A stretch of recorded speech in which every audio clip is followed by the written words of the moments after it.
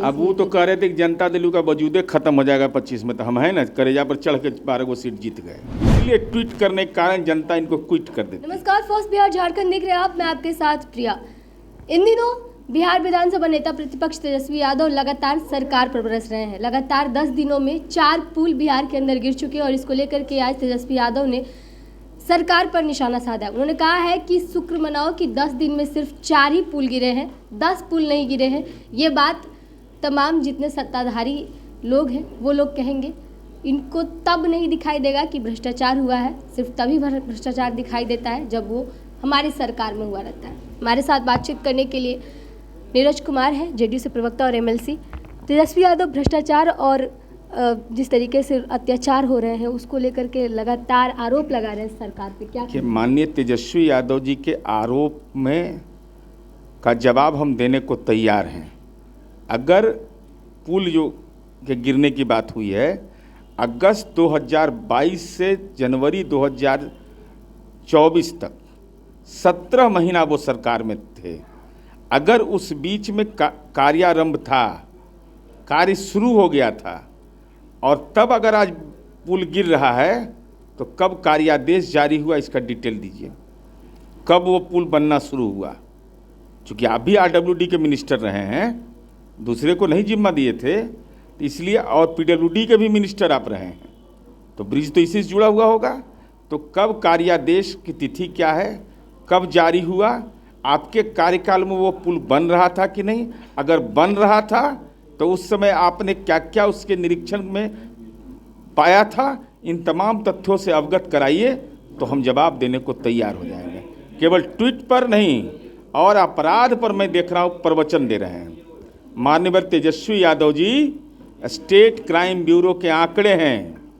अगर आज आपराधिक घटना पर आप ट्वीट कर रहे हैं तो मैं जानना चाहता हूं तेजस्वी यादव जी, आप उप मुख्यमंत्री थे बिहार के, नवंबर 2015 से जुलाई 2017 21 महीना तक आप राज्य के उप मुख्यमंत्री थे। 4625 हत्या हुई थी। अगस्त 2022 से जनवरी 2024 तक 17 महीने में 4207 हत्या हुई थी। 8832 हत्या आपके माँ पिता का नहीं, आपके जेडीयू भी सरकार। तो मैं बता तो रहा हूँ, जेडीयू ने कभी यह नहीं कहा कि सरकार में हम हैं तो अपराध शून्य कर दें। उस समय भी अपराधी के खिलाफ कार्रवाई करते थे, आज भी कार्रवाई करते हैं। उस समय आपने ट्वीट क्यों नहीं किया था कि हम सरकार के भागीदार हैं और 8832 लोगों की दुखद हत्या हो गई? अब शून्य करने का अगर आपके पास कोई मंत्र है तो मंत्र बता दीजिए हमको। इसलिए ये बेतुके बयान होते हैं, इसीलिए ट्वीट करने के कारण जनता इनको क्विट कर देती है।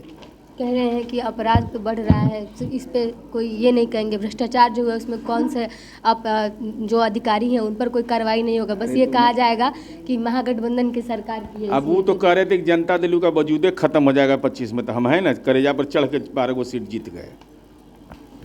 चलिए, तो हमारे साथ नीरज कुमार थे, जेडीयू से प्रवक्ता और एमएलसी। कह रहे हैं कि महागठबंधन की सरकार में जब अपराध होते थे तब तेजस्वी यादव अपना मुंह बंद रखते थे, तब वो नहीं कहते थे कि अब अपराध बढ़ गया है और लगातार लोगों की हत्याएं हो रही हैं, तब वो नहीं कहते थे कि भ्रष्टाचार बढ़ गया है। लेकिन जैसे ही एनडीए की सरकार बनती है, तेजस्वी यादव अचानक से ट्विटर पर बैक टू बैक ट्वीट करने लगते हैं।